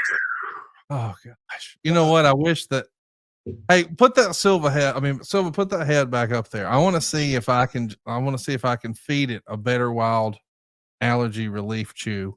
Hey, serious business. Better Wild allergy relief soft chews are what Jeff's dogs are using. My dogs are using it, and they're living their best dog life right now. Listen, if your dog finds themselves scratching their ears or chewing their paws, I want you to know it's not normal dog behaviors. These are signs your pup actually has allergies. You see, allergies flare up in our dogs when the bad bacteria takes over the gut. It turns out like 90% of our dog's immune system lives in the gut. And just like humans, dogs need probiotics or good bacteria to strengthen their gut health and calm down their overactive immune system. That's why the wife and I use Better Wild Allergy Relief Soft Chews for our pups. This is a supplement designed to support our pets' allergy defense system by strengthening their digestion. You get the first and only chew with the Ancestral Advantage Wolf Probiotics. Yeah, this was actually derived from your dog's mighty ancestor, the wolf, in order to help restore a healthy balance of good bacteria in the gut. You not only have that, but you got 3 other key ingredients, L-Sacchi, to make sure you reduce that itchiness and redness in just 2 months of daily use. That's been clinically proven, by the way, and it's all derived from kimchi, which I think is interesting. How about cholesterol, though? It's going to boost your immune function and fight off inflammation. And then salmon oil to support healthy skin and fur. Big believer in this product. Ginger, baby, and little daddy at my house are all rocking these chews and living their best life. Better Wild is committed to helping your dogs with science-backed, veterinarian-approved solutions that you can feel great about. And right now, Better Wild is offering our listeners up to 40% off your order at betterwild.com/myworld. That's betterwild.com/myworld. So up to 40% off your order. Betterwild.com/myworld. Jeff, your figure was so much fun. Like, we are going to have to take that cutout with that mouth hole. I didn't know Silva had actually done that. I know we freestyled and we talked about it, but I was not ready for that. But now that I know, oh boy, here we go. Oh, yeah, which, you know what's going to happen? I'm going to put my mouth up, but you're going to have like a track over here on your 1s and 2s. You're going to be, Folks, welcome to Connie and Jeff's comedy show. We're taking a short break here in my world. Good I can't wait. I can't wait. Oh. Hey, we're having a lot of fun on President's Day, and we've actually got a live studio audience. A lot of folks have the day off. I want to mention that we had a lot of fun last month in Atlanta at our very first Ring Classics live event. This is where our backstage pass holders not only got to do a historic tour of WCW landmarks, but they also got to experience firsthand what it's like to be a pro wrestler. They got to cut their own promos. They got to do a ring entrance. They even got to be trained by some of the WCW power plant legends. And I'm happy to announce that this May, we're running it back at the home of TNA and the last outlaw himself, Nashville, Tennessee. Let's take a look. This May, wrestling history comes home as Ring Classics brings you the ultimate wrestling fan experience at the birthplace of TNA, Nashville, Tennessee. It's Jeff Jarrett's Asylum, May 29th to 31st. Ring Classics is giving you something most wrestling fans only dream about, a true backstage pass to the business. Not from the crowd, not from behind a screen. You'll learn firsthand what it's like to be a pro wrestler, cutting promos, making your entrance, stepping inside the ring, and training like the pros do. You'll visit historic wrestling landmarks, be part of exclusive panels, get up-close meet and greets, and experience huge surprises along the way. This May in Nashville, you're not just watching wrestling history, you're stepping directly into it. But there's only one way to be a part of Jeff Jarrett's Asylum, and that's by being a backstage pass holder at ringclassics.com today. Sign up by the end of February to be eligible to join Double J in Nashville this May at ringclassics.com. How about that, Jeff? We're going to have some fun in Nashville, aren't we? About that, I was just watching that video, and I'm not going to scream out, but there's a typo in there. I'll let y'all figure it out. But all good. Hey, Conrad, I cannot wait. We may do like an unboxing of the figure number 100 with you. I think that could make. I'm kidding. No, I can't wait. By the way, join us this May in Nashville for Jeff Jarrett's Asylum Weekend. The only way to be a part of it is to sign up as a backstage pass holder over at ringclassics.com. Sign up before the end of February in order to be eligible. Just head on over to ringclassics.com right now in order to sign up. Wow. I'm looking forward to this, man. We had a blast in Atlanta. Can't wait to do it in Nashville. And the rumor and innuendo is that in the coming weeks, we may actually have an announcement about that weekend. What do you think the over-under on that is, Jeff? Is it 50% chance, a 60% chance, more or less? What do you think? By the end of this month, is that what you're saying? Yeah. Slam dunk. Take it to Vegas. Bet the farm. Can't wait. Buckle up, boys and girls. We're going to have some fun. Make plans to join us at ringclassics.com. You know, Jeff, you and I haven't talked about something, but you mentioned Johnny Ace earlier, and you said the match with Sid, and we just kept it moving. And I don't think we really spend any time talking about that. So I want to spend just a minute here. We do have some questions from a live studio audience. So if you guys have questions, keep them coming. We still got a few minutes left in the show, but let's go back to WCW Sin, which was one of the last WCW pay-per-views. It went down January 14th, 2001. You were in Indianapolis, Indiana at the field house there. There's 6,600 fans in attendance. 80,000 bought the pay-per-view. And in the main event, it was Scott Steiner with Medeja wrestling Jeff Jarrett, Sid Vicious, and Road Warrior Animal. So it was a 4 corners match for the World Heavyweight title. Anybody's guess as to why Road Warrior Animal was there? I mean, I have to ask, was Road Warrior Animal there because that was Johnny's brother, or why did you think Road Warrior was in the I main have event? no idea. This was God, you just give me the date. What was the date? January 14th, 2001. And we shut her down 3 months later. On March 26th. So 2 months and 2 weeks later. And Greed was anyway. This was kind of, and I don't know. We could probably align it with the fusion stuff. It goes without saying that nothing. Can't really say is a free for all, but it was a mess. Johnny had just I think this was Johnny, maybe his first pay-per-view. I may be wrong on that. but Conrad, it was,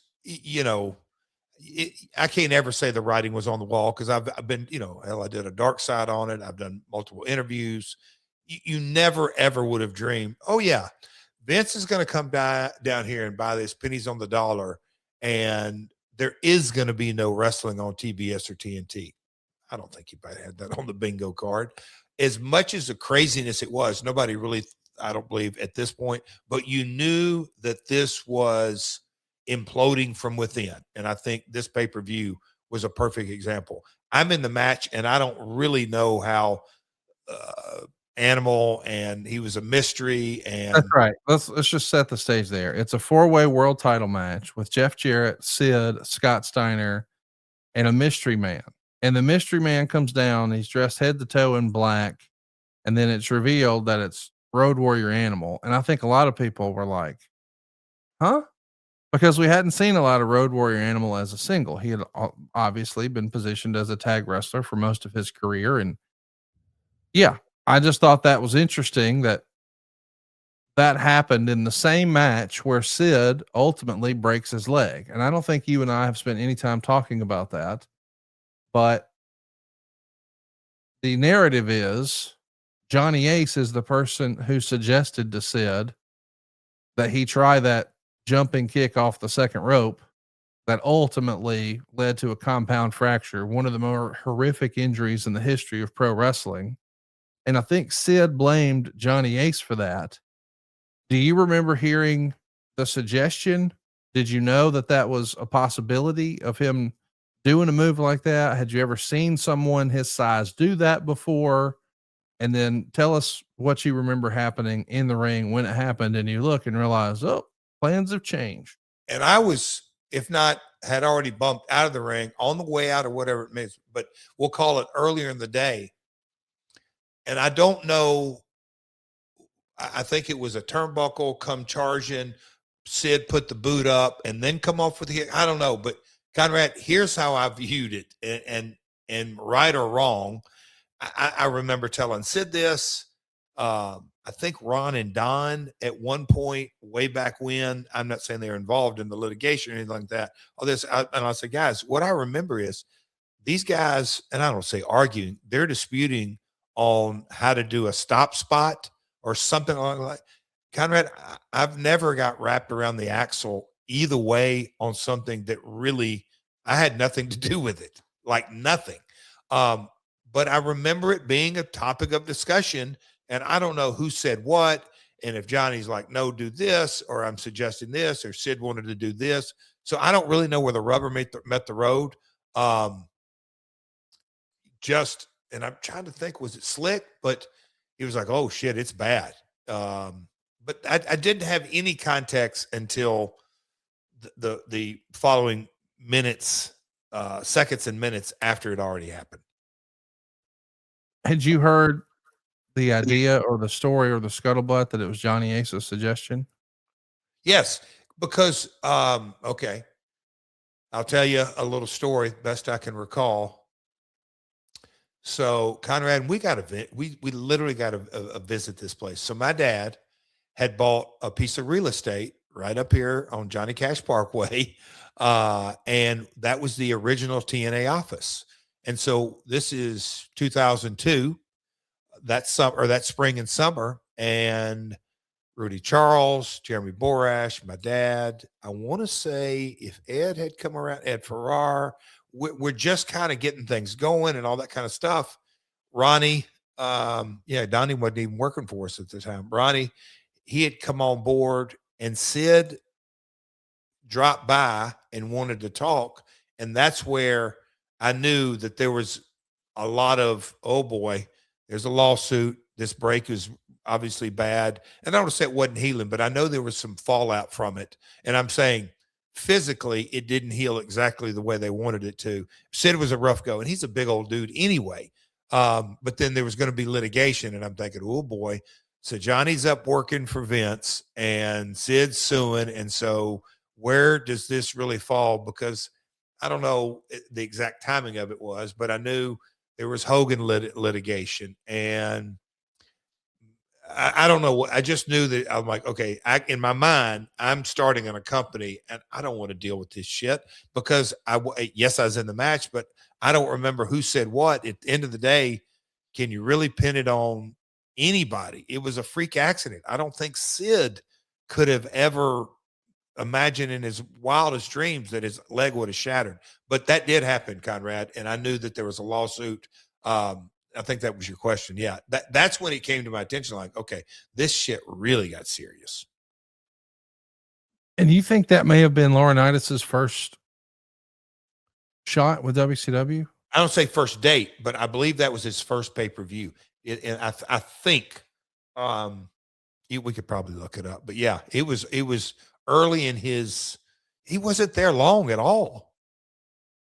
No, I mean, I remember him sort of coming in at the very end, but I didn't remember if it was December of 2000 or January of 2001 or how it all shook out. But yeah, it is interesting to think that, because I never thought, hey, that may have been, okay, here it is. It says he retired from in-ring action in June of 2000, and he soon returned to World Championship Wrestling. So I don't remember exactly when, but maybe that would have been one of his first events. But the idea that, hey, if that's when he was in power, whatever that even means in WCW at that point. Well, if a guy in the main event breaks his leg and the other mystery man is his brother, it's like, you know what? I got some questions in Chillicothe, Ohio for Johnny Ace.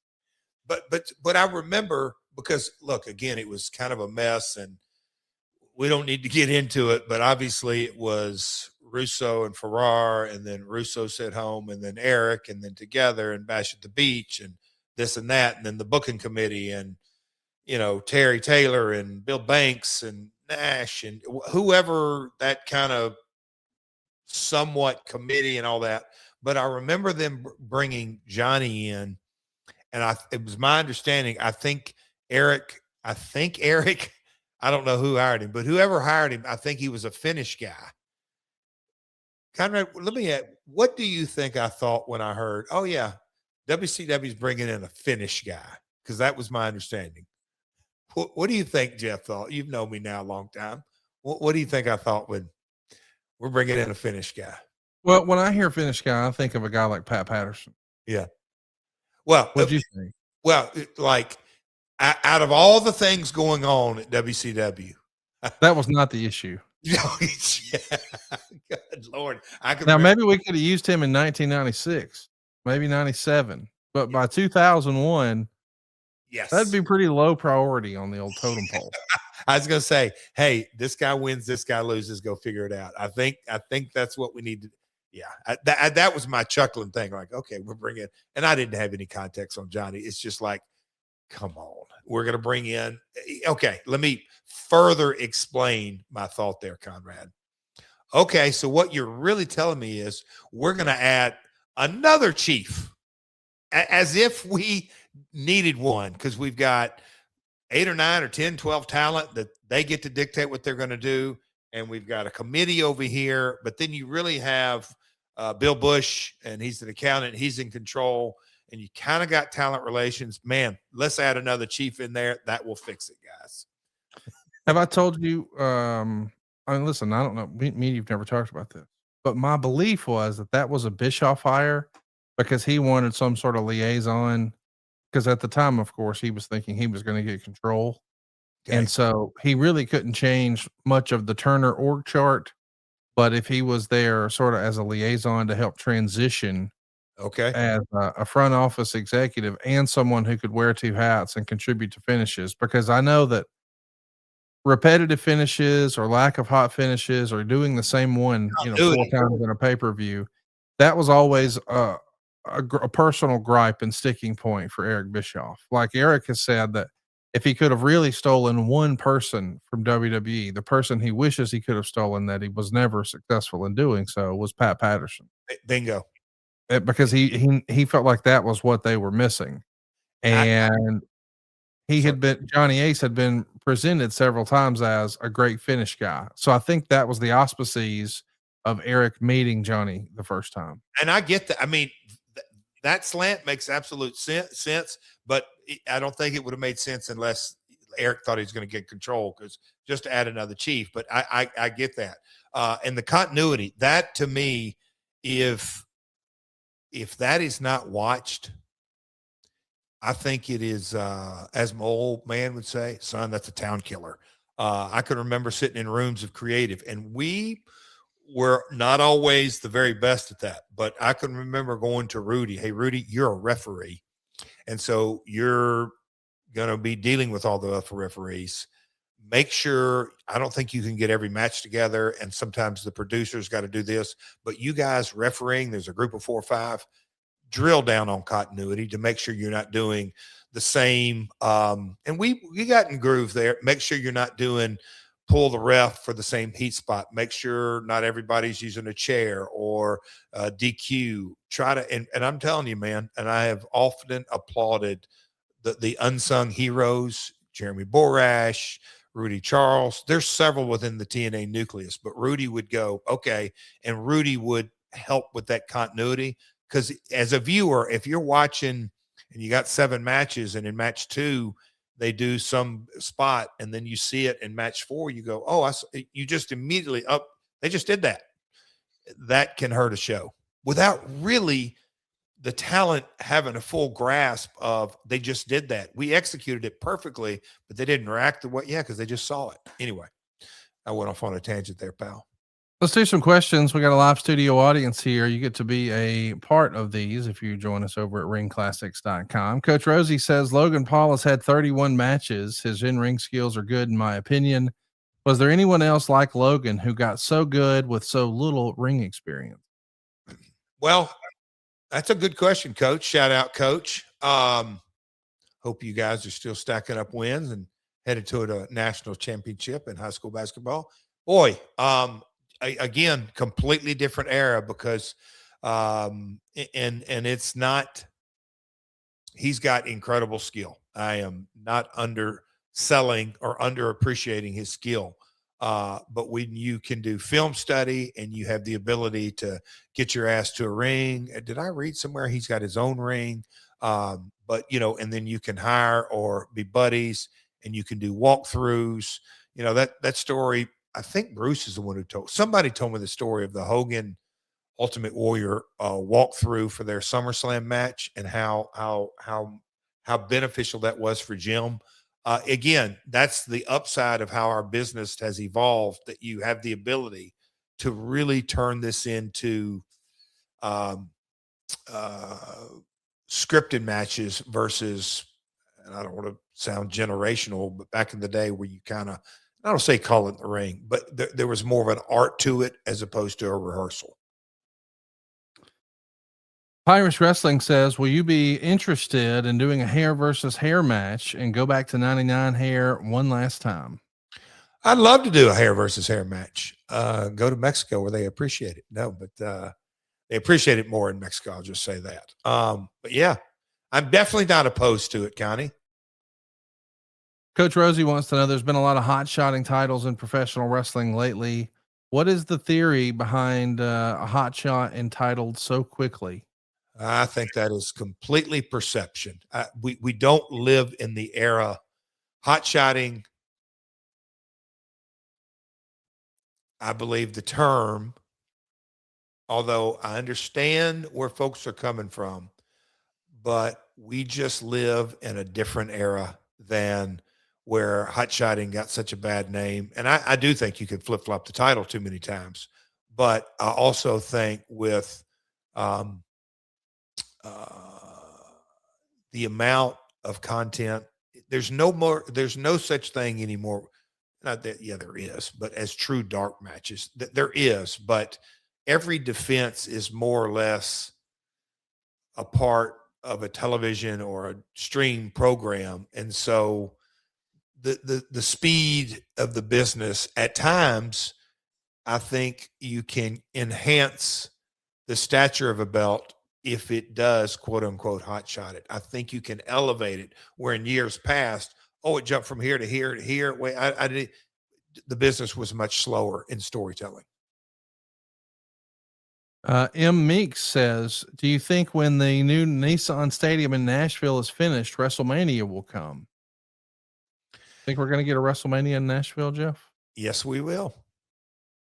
I just think it's a given. I know that there had been conversations prior to the new building, to the new stadium, about the possibility. The one thing that Nashville, I can't say lucked into because strategically, but how the city is laid out, the stadium is on one side of the river, but you walk across and it's not a bridge. There's side by side bridges, but you can walk across. They call it the big pedestrian bridge, and it dumps you right into downtown. And there is a convention center that is massive. You can hold, and it holds all the time, all kinds of conventions and floor space and all that. And right next to that, or a block or two away, is the arena that seats 20,000. So big festivals and events and stuff like that.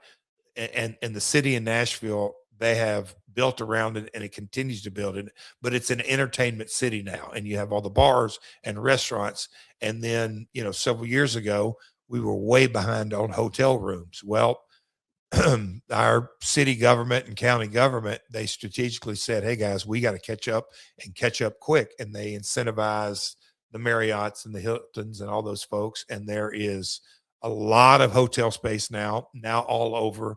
And you got anything from the 5 and 6 star all the way down to the economical and everything in between. So Nashville as a city to host events. And I've traveled all over the world, Conrad, and I'd love, maybe you think of one. It's hard for me to imagine a city that is not more better strategically laid out as far as entertainment. And there's an amphitheater 4 blocks one way. And so there's so many things right there in town that you can walk to everything. And they also have plenty of parking.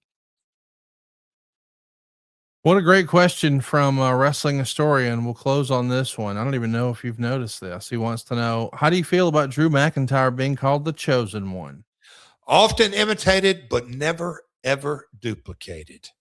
It is, no, I love it.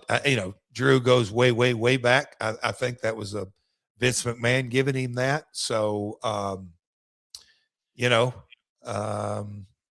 know who the first chosen one was. I don't know who it was, but it is a nice little moniker that can be used. Well, we're having a lot of fun with My World. We're looking forward to next week. Jeff and I have some fun stuff up our sleeves we've been working on. Hopefully we'll be able to announce some sooner rather than later. But Jeff, I know you've got some late breaking news. We're just a couple of weeks away from Middle Tennessee seeing something they've never seen before. It's your brand new documentary, The Heart of a Promoter. It's going to air in the Nashville markets. Tell us all the details. Connie, and I don't know if Mr. Silva has, we're putting out a bunch of trailers, and shout out to Kevin Sullivan and the crew and everybody that's worked on it, and Conrad Thompson's brainchild that's come to fruition. But no, it will be, for everyone listening to this, it will be on the My World YouTube channel. But we've come to an agreement. CW Network has said, hey, we'd like to have a piece of that. And so we're going to do it. And it's Tuesday night, March the 3rd, 9 p.m. local Central Time in the Nashville market. It's going to be streamed. So we are very, very excited about that. Some sponsors jumping on board, and got a couple of calls this week, but it's pretty cool, Conrad. So 9 o'clock Central. If you're in the Middle Tennessee area, you can catch it on the CW Network, or you can catch it on My World Pod. Conrad, we need to probably talk off air, maybe doing live chat or something like that. Or I was going to say, I think we should immediately do a Q&A with you and maybe Kevin Sullivan right here on My World YouTube. It feels like as soon as that documentary, that world premiere debut finishes, if we could just drive everybody right to the YouTube channel, that feels like that would make a lot of sense. This would be 9:30. It's a 30-minute time slot. Well, stay tuned, boys and girls. We got some fun stuff coming your way. Can't wait for you to see it. And we have the trailer to close our show. So we're going to throw to the close now, but then we'll have a trailer for Jeff Jarrett's new documentary. It's going to be world premiering on March 3rd in the Middle Tennessee market. And of course, right here on YouTube. And we'll plan to do a fun reaction show where you'll get to hear from Jeff Jarrett and the folks who helped put it together immediately following right here at myworldpod.com. So if you haven't already, go hit that subscribe button, turn on the notifications bell. You don't want to miss us the next time we're live. And And we'll see you next week right here on My World. Peace. They say you can't ever go back home. But if you're from a place like Hendersonville, you really never leave. I've wrestled under bright lights in big arenas all over the world. But this is where it all started. Tennessee is where my grandmother first started. My dad built Memphis, Nashville, Louisville, and Evansville. You know, wrestling isn't just what the Jarretts do. It's who we are. Because people around here, they still believe in hard work and handshakes and second chances. They show up, cheer loud, and really let you know why this business matters. Yeah, so tonight, it's special. Not because it's one more match, it's because it's home. You know, if I've learned anything, then no matter how far you travel, how many miles you ride, how many arenas you step into, home is where the heart is.